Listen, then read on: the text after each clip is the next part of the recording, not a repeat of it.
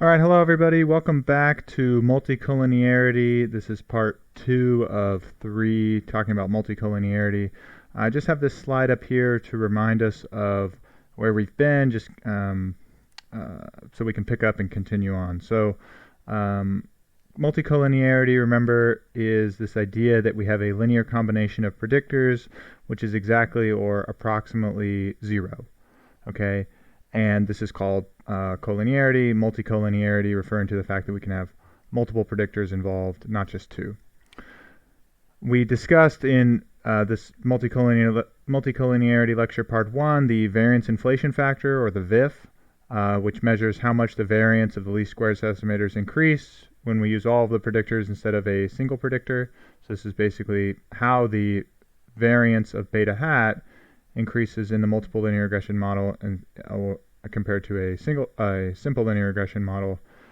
And the idea there, recall, is that multicollinearity gives us that x transpose x is either not invertible if we have perfect degeneracy, or if it's approximate degeneracy, we have a linear combination of columns which is near 0, then this inverse gets very large. This inverse plays a role in the variance of the beta hat term, and so the variance inflation factor will be large, and this is a measure of how much multicollinearity hurts you. So we're going to talk today about the Eigen decomposition. Sounds scary. This Eigen, yeah, there's going to be some Eigenvectors, Eigenvalues in there. And then in the part 3 of this lecture, we'll talk about how to fix multicollinearity. So just a quick reminder as I'm flipping through where we've been here. Particularly this example I think was really useful. We constructed 3 models, one where epsilon was low noise, one where epsilon was high noise, and one where epsilon was low noise, but the predictors were correlated. And we saw how the beta hats, the estimates of beta 1 and beta 2, have these sort of systemic errors because of the collinearity, that x1 and x2 are highly correlated, and so the model, where the least squares estimator, has a hard time distinguishing between should I assign coefficient to beta 2 or should I assign coefficient to beta 1. Okay, so today we're going to be talking about the Eigen decomposition. And so the Eigen decomposition is going to be motivated by a couple of things. As I go through, we're just going to do a little bit of a thought experiment as a way to motivate the Eigen decomposition. And so what we're going to do is plot the predictors. And what I want you to think about as we're plotting the predictors is, what does the covariance matrix look like for these predictors? Okay. So, and then the other question here is, this is just related to the Eigen decomposition, but what is the smallest ellipse containing, this is just some arbitrary number, but containing 68% of the predictor pairs? So that is just 68% of the observations that we're going to plot. What's the smallest ellipse that contains 68% of observations? And I guess by smallest, I would say area of the ellipse, just something intuitive. We want to draw a small ellipse that contains 68% of the data. And as we're going to show, this ellipse question is going to be related to our Eigen decomposition. So here's the low noise model. Okay, so this low noise model was epsilon was normal, mean 0, variance 1. Okay, and here is and this is the low noise model. But remember, what was important about this model with respect to the collinearity was not actually this epsilon term. This epsilon term in the variance plays into the variance of the least squares estimator, beta hat. But here we're plotting x1 against x2, okay? And so this is the low noise model, but here we're plotting x1 and x2, and we see that the ellipse that we would draw that would contain 68% of the data, the smallest ellipse, it might look something like, I don't know, I'm just sort of sketching something here, but it might look something like this. Right? This is a small region containing 68% of the data, right? And what I'm looking at here is that sort of the spread of the data is approximately spherical, okay? And you might say, what do you mean by spherical? Well, let me continue on and I'll show you an example where it's not spherical, and this is the where collinearity is causing a problem. Here's the high noise model where epsilon was variance 100, I believe. Whatever, it was an order of magnitude higher than the low noise model. But again, here we're looking at the predictors x1 and x2, and we see that again, if I was going to draw draw an ellipse in here, it might be approximately spherical, right? Just because the data appears to be, I could draw a big circle in here, contain about 68% of the data, okay? Now let's look at the correlated predictor model. So here is x1 and x2, right? So we see, now if I was going to draw an ellipse containing 68% of the data, right now I would have to draw something very, very narrow. And even this is fatter than it would need to be, than it should be, but just sort of, it's the easiest to draw for me. So here we see that the ellipse is actually very narrow, okay? And what's happening is that because x1 and x2 are extremely correlated, this direction here, this direction is x1 plus x2, has a lot of variance in it. But this direction, x1 minus x2, has almost no variance, right? You can break this down and say, okay, so in this direction, the predictors have a lot of variance, right? They're spread out really far. In this direction, the predictors have, the linear combination of predictors has very little variance, right? So this is the ellipse. This smallest ellipse question is actually capturing the fact that x1 minus x2 here is very small, right? Approximately degenerate. And so actually looking at that, axes, principal axes of the ellipse, right? So this ellipse would have sort of this axis in this direction, this axis in this direction. This axis would be pretty large, and this axis would be pretty small, right? Looking at the shape of this ellipse in terms of the variance of the predictors actually is going to provide us some information about multicollinearity, right? And so again, comparing it to where the predictors are not correlated with each other, we see, okay, sort of in all directions, right, we might imagine that the variance, x1 plus x2, x1 minus x2, so on and so forth, they have about equal variance. This one we have problems. So looking for shapes like this is going to help us diagnose and find multicollinearity. Okay, so that is the relationship between looking at this smallest ellipse that will cover, about, and I pulled a number out of a hat, 68% of the data. But we're going to be able to look at Eigen decompositions of a certain matrix in order to come up with these ellipses. Okay, so we're going to look a little more closely at the variance matrix of the predictors. Okay, that is the variance covariance matrix. So another interpretation of multicollinearity is that there is a linear combination of predictors that has extremely low variance. Okay. So what this means is that here I'm grabbing columns of x, and this linear combination of predictors,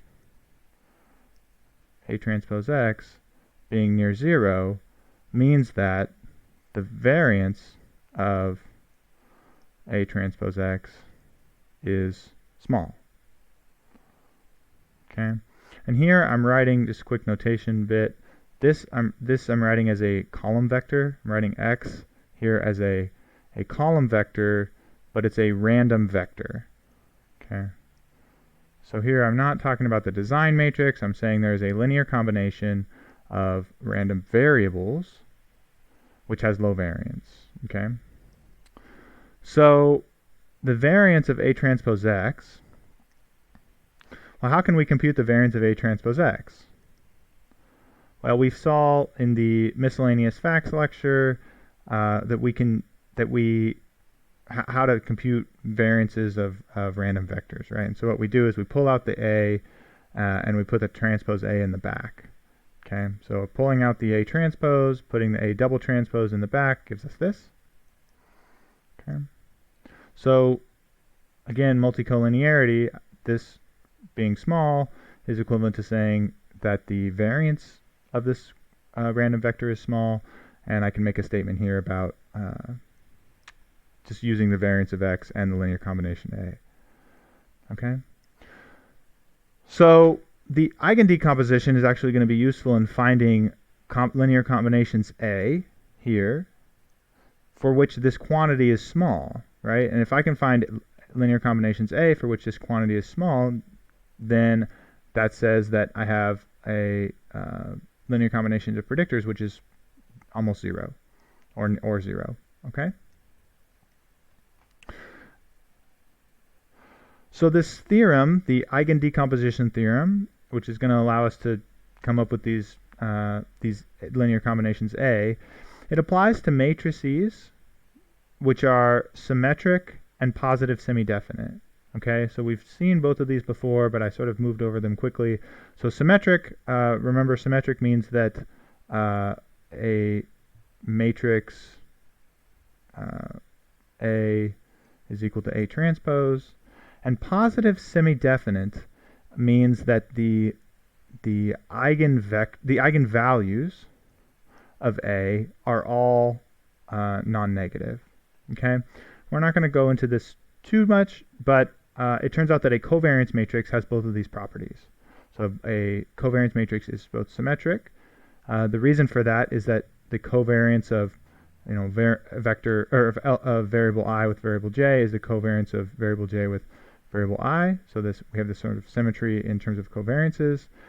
And then this positive semi-definite we're not going to go into. So we're going to state this eigendecomposition theorem. Instead of stating it generally for symmetric and positive semi-definite matrices, we're going to state it just in terms of the variance matrix because that's how we're going to use it. So here it is. It's a meaty one. So the eigendecomposition theorem says that, so given a covariance matrix, okay, it says there are p different column vectors. So these are the column vectors here. These are called eigenvectors, such that the variance matrix applied to this vector is a scalar multiple of that vector. So here lambda is a scalar. Okay. And this is for non-negative constants lambda 1 through lambda p. So that is, I have p different predictors in x. So x is p dimensional.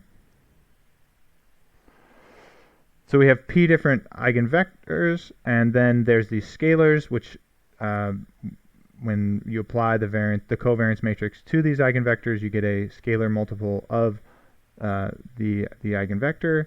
And these lambdas here are called eigenvalues. So these are eigenvector eigenvalue pairs. When you apply the matrix to the eigenvector, you get the eigenvalue times the eigenvector. Okay. Let's see. So it is conventional. It's not a mathematical fact that this is always the case, but what we do is we label the eigenvalues according to their size. So the first eigenvalue is the largest one, the second eigenvalue is second largest, so on and so forth. So we order the p eigenvalues, and they are non-negative. Okay. The second bit of this eigendecomposition theorem, so first we have the existence of these eigenvectors, eigenvalues, and the eigenvalues are non-negative. Okay, so the second bit is that these eigenvectors form an orthonormal basis for p-dimensional space. Okay, so an orthonormal basis, remember this from your linear algebra class. What this means is that we have they are orthogonal. Okay, so these vectors are orthogonal to each other. Here's where the ortho comes in. and the normal means that they are length 1. So each of the eigenvectors here can be taken to be length 1, such that they are orthogonal with each other. So here's this condition written out. This means that when I take the inner product of two eigenvectors, okay, say the jth and the ith, well, if I equals j, then this is the inner product of a length 1 vector with itself, and I get that the dot product is 1. And if j does not equal I, well, then these are orthogonal. So when I take the inner product with them, I get 0. Okay? So more properties of these eigenvectors. And because these eigenvectors, so that this is orthonormality, the fact that they form a basis, says that I can decompose any vector A as it's how much of A lives in each of the subspaces defined by each of these eigenvectors. Okay, so what I'm saying is A can be decomposed as to how much of A is in V1, how much of A is in V2, so on and so forth. Okay, and so this is the basis part, and this is the orthonormal part, and this is the eigenvector eigenvalue part. Okay, so this is a lot going on. I encourage you to stare at this slide for a little bit, try and parse all these things that are going on. It's a big theorem, but we're going to use it to our advantage. There is one more part that I want to mention about the eigendecomposition theorem, and this is the fact that we can decompose the variance matrix into 3 parts. Okay, I can write the variance matrix is V d V transpose, where V is a matrix whose columns are the eigenvectors, and D is a diagonal matrix whose entries are the eigenvalues. Okay, so this is not giving us any new properties of the eigenvectors eigenvalues, but instead it's telling us that we can actually decompose the variance matrix into these pieces here. Okay, so this is the eigendecomposition theorem. So how do we actually interpret this eigendecomposition theorem? That's, I think, the most important part. So each of the eigenvectors, these VIs, okay, we can think about it as a direction in predictor space. Okay, and what I mean by that is VI is of length p, right?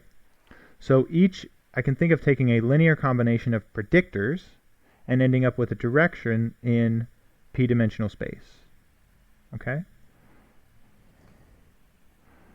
So what this means, so I'll just show you this. So if I have the variance of an eigendecomposition, okay, or excuse me, the variance of a eigenvector inner product with the random vector x, then the variance of this linear combination of predictors, okay, so I'm taking some linear combination of predictors in this direction is, well, this is just the variance rule we saw before. I can pull out the VI transpose, put a double transpose in the back. And what happens is that, well, remember that the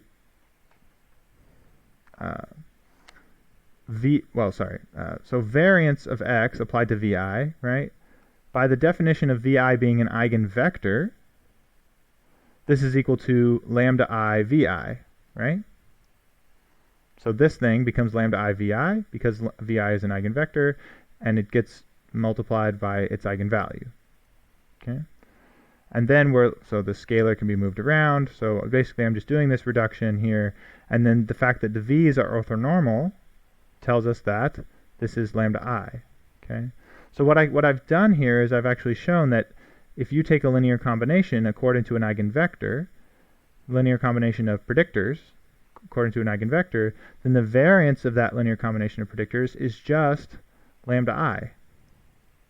Okay? This is just using property of eigenvector and then property of orthonormality of the basis. Okay? So it is a fact that the largest eigenvector points in the direction of the highest variance. Okay, and when I say largest eigenvector, this might sound a little weird. What I mean is that the eigenvector corresponding to the largest eigenvalue.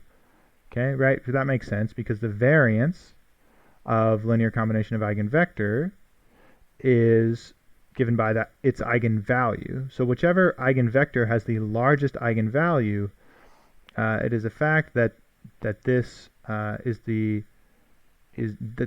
that linear combination of predictors has the highest possible variance of all linear combinations of predictors where this VI is constrained to be of length 1.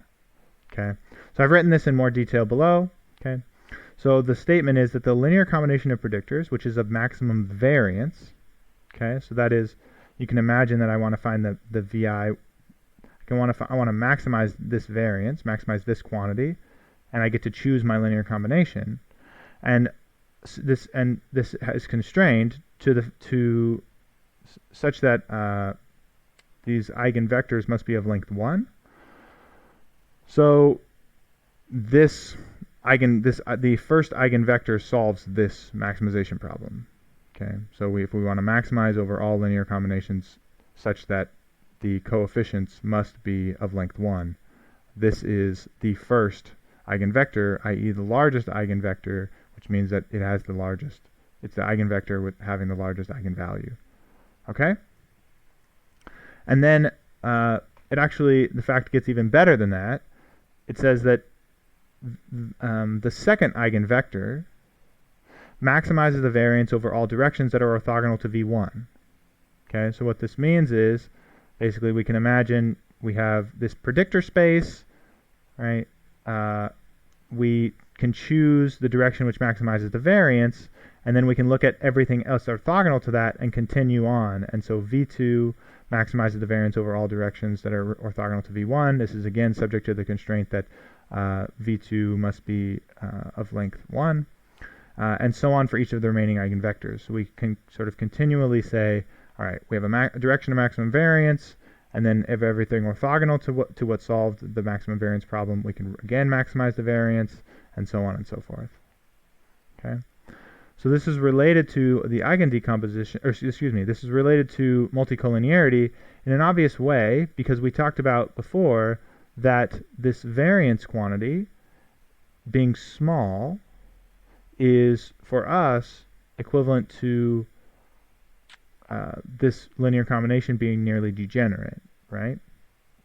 So we now can look at eigenvalues as a way to look at degeneracy. Okay, so some more language here. So these eigenvectors, they are indeed eigenvectors, but in the context of statistics, they're also sometimes called principal components. Okay, and so just a little bit of language here. You can also call eigenvectors principal components. I'll use both. Okay, so here I'm summarizing what I was just talking about on the previous slide. So if you have a principal component and its eigenvalue is 0, okay, so that is you have an eigenvector with 0 eigenvalue. Well, what do you know about the variance of the linear combination of predictors according to that eigenvector? Well, you know that if lambda is equal to 0, then the variance of that linear combination of predictors is equal to 0, which means that, so if something has variance 0, then this is constant. Okay, which if you have, well, we'll talk about this in a little bit, but variance 0, this is going to give us degeneracy when you have a y-intercept term beta 0 in your model, because you basically have a column of 1s. That column of 1s will allow you to form a linear combination which is constant, and you will get degeneracy here, and you will not be able to invert x transpose x. Okay, so this is what I say here. So if you have a 0 eigenvalue eigenvector or principal component or eigenvector, then you have a degenerate linear combination of predictors, and x transpose x is not invertible. Okay. So similarly, 0 eigenvalue it gives you degeneracy, small eigenvalues, identify linear combinations of predictors which are nearly degenerate. Okay, so these are linear combinations of predictors for which give us that x transpose x inverse is very large. They'll increase the variance of the least squares estimator. This is something we saw in the variance inflation factor, which we were talking about.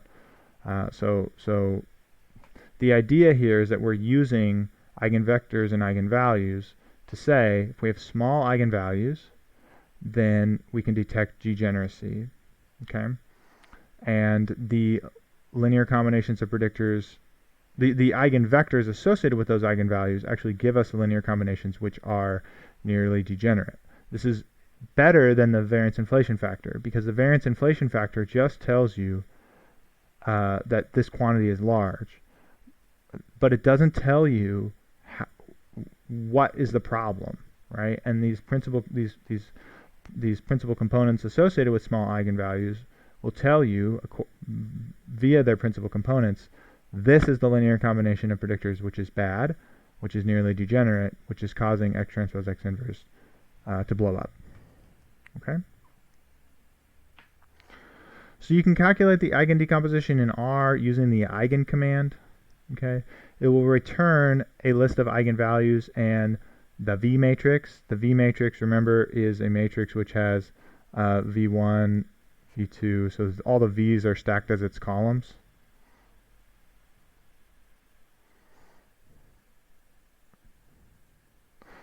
And this is a little typo on my part, V3 and so on onto VP. Okay. So you'll get the eigenvalues, the lambdas, and the V matrix, and these lambdas will be ordered lambda 1, lambda 2, so they'll be descending in size. Okay, so described eigenvectors, eigenvalues. We also talked for a little bit about these ellipses containing some percentage of the data, right? And the idea that if you had an axis of that ellipse, which was very small, then this was a hint that degeneracy was going to be a problem. So let's connect this ellipse idea to the eigenvectors, eigenvalue discussion that we've just been having. Okay, and so the interpretation is actually that the principal axes of the ellipse are given by the eigenvectors. Okay, and the length of these axes is given by their corresponding eigenvalues. Okay, so that is what I'm saying is that these ellipses that we're drawing in the data, you can actually find their directions and their lengths of their axes according to the eigenvector eigenvalue pairs. So let's do this. So here's again the low noise model. We saw that this was these were predictors which were not problematic in terms of their degeneracy. Okay, and what we see here is if I do an eigen decomposition of the variance matrix for x1 and x2, I get these eigenvalues and these eigenvectors. Okay, so what this is saying is, let's see. So the direction which has maximum variance here is something like is in this direction. So something like this, a little more than 45 degrees, because the y is larger than the x. Okay, so this is an eigenvector corresponding to the direction of maximum variance, and then this eigenvector is corresponding to the direction of minimum variance. The variance in this direction is 8.89. The variance in this direction is 6.61, because these are my eigenvalues. Okay, so here I see this is the ellipse that I would draw,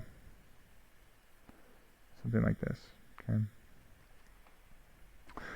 Same for this one. So again, we have something slightly different. We see the eigenvectors. Again, we see something like this, sort of, and something like this. I guess I should make this one a little smaller, because the length of this one should be 11.29. The length of this one should be 7.69. And so my ellipse looks like this. Okay. And then let's look at the actual problematic one. So here's the problematic one. So here we have eigenvalues and eigenvectors. So the eigenvector is pointing in and I won't draw this right on the points, but the eigenvector is going in this direction.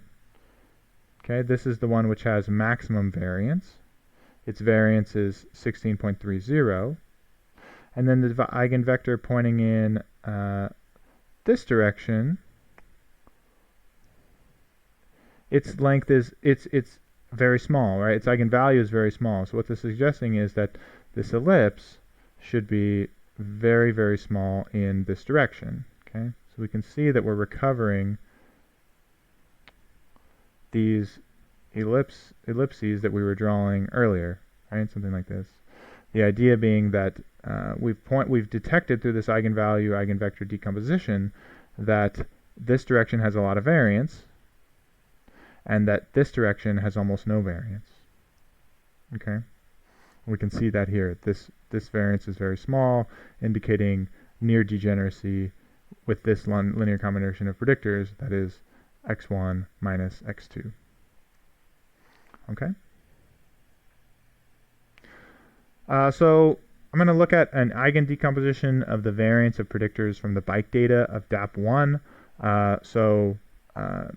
This is, you should be, the bike data in DAP1, you may be working on it right now. This is not something that I'm going to expect you to do for this DAP, because you should be working on it now, and I don't expect you to be incorporating new things in the project, but you're welcome to if you like. So here's the DAP1. Here's the 20th through 30th eigenvalues from of the bike data. Okay, so 20th through 30th eigenvalues. So these are, again, these lambdas. Okay, we can see that they are actually getting very, very small. Right here, 29 and 30. These are perfectly zero. Okay, so 20th through 30th, and again, what I'm doing here is these are the smallest eigenvalues here. Okay. So what I'm interested in looking at the eigenvectors associated with the last three eigenvalues, which look like they have some serious degeneracy in them. And what I can do is I can hopefully use this to find out where the degeneracy is coming in these predictors. Okay, find these linear combinations of predictors which are zero. Okay. Just a quick reminder here, because the V matrix is actually going to be square. Rows correspond to predictors, and columns correspond to eigenvectors. Okay, so that's just this reminder here. So here's the eigenvectors corresponding to those last 10 eigenvalues which I had. Okay, so this. Okay, so let's see here. So what's happening here is I have this 30th is it has only one. So these are linear combinations of predictors. These are my predictors, okay, and these are my eigenvectors. Okay, so looking, I see that there's this eigenvector eigenvalue pair which is at 30. It has only a single predictor in it. Okay, this corresponds to my y-intercept because when I built this variance covariance matrix, I had a column of ones. That column of ones has no variance. That's being detected here. Okay. This one here is telling me something different, and I'll break that down a little bit. But this is a degenerate linear combination according to these predictors here, which are 17 through 24, it looks like. Okay. And then this one, this 28, is a little mixed up, but what we can look at and see, so we have a little bit of these predictors, a little bit of these predictors, but we have a lot of these predictors. Okay, so these two predictors seem to be contributing a lot to this linear combination, and so I think this is where my degeneracy is coming from. Okay, so this first predictor was the intercept predictor. As I said, this was the all ones column, has no variance.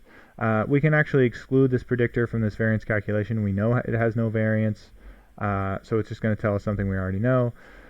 The second to last eigenvector, this eigenvector 29, okay, this has support in these predictors 17 through 22, and then also 24, so it misses 23.